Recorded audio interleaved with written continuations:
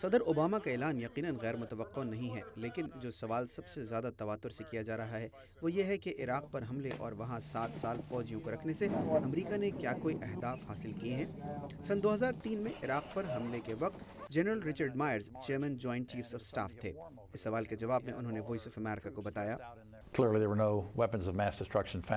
عراق پر حملے کے وقت اہداف یقیناً کچھ اور تھے، یعنی بڑے پیمانے پر تباہی پھیلانے والے ہتھیاروں کی برآمدگی، لیکن ظاہر ہے کہ بعد میں اہداف بدل گئے اور ہم نے دیکھا کہ عراق کو جمہوری معاشرہ بنانے اور فرقہ واریت سے نجات دلانے کی ضرورت ہے۔ اس وقت یقیناً عراق میں صورتحال مکمل طور پر ٹھیک نہیں ہوئی ہے، لیکن عراق ایک درست سمت میں آگے بڑھ رہا ہے اور وہ اپنے خطے کے لیے اب ایک بہتر ملک بننے کی صلاحیت رکھتا ہے۔ اس سے قبل صدر اوباما نے کہا کہ عراق سے امریکی فوجیوں کا انخلاء ان کے طے شدہ منصوبے کے تحت ہی ہوگا۔ پیر کو سابق امریکی فوجیوں کی ایک تنظیم سے خطاب کرتے ہوئے صدر اوباما نے کہا کہ وہ عراق سے فوج واپس بلانے کا اپنا وعدہ پورا کر رہے ہیں۔ عہدہ صدارت سنبھالنے کے فوراً بعد میں نے عراق کے لیے نئی امریکی حکمت عملی اور تمام ذمہ داری عراقیوں کو منتقل کرنے کا اعلان کیا تھا۔ میں نے یہ واضح کر دیا تھا کہ 31 اگست سن 2010 تک عراق میں لڑاکا مشن مکمل کر لیے جائیں گے۔ صدر اوباما نے کہا کہ اب عراق میں امریکہ کی توجہ عراقی سیکیورٹی فورسز کو دہشت گردی سے لڑنے کی تربیت دینے پر ہوگی۔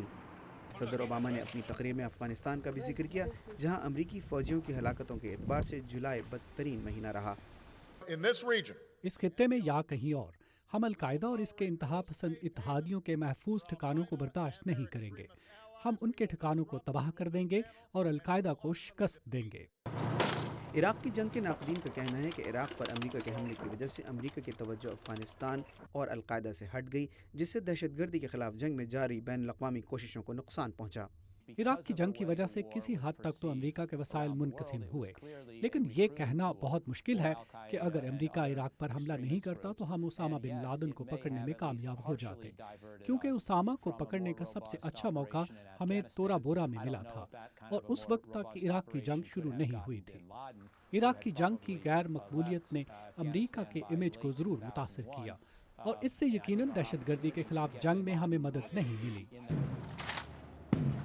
عراق پر امریکی حملے کے تناظر میں صدام حسین کی حکومت کے خاتمے کو ایک مثبت، جبکہ وہاں ہونے والی شہری ہلاکتوں کو ایک منفی رخ کے طور پر پیش کیا جاتا ہے۔